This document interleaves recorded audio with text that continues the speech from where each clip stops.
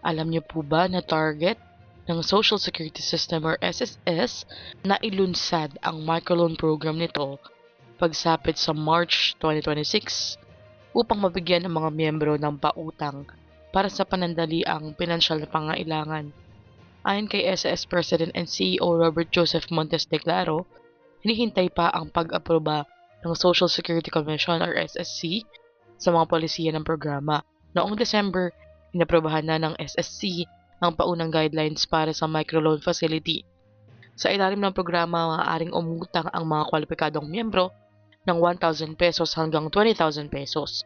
Depende po yan sa kanilang average monthly salary credit na babayaran sa loob ng 15 hanggang 70 araw na may 8% interest kada taon. Bukas ito sa mga miyembrong edad ay 18 hanggang 65 years old, may 12 months na contribution at walang pending na benefits.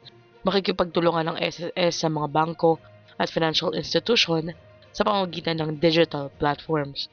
Samantala po, target din ng SSS na mabigyan ng My SSS card ang 2 milyong miyembro bago matapos ang 2026.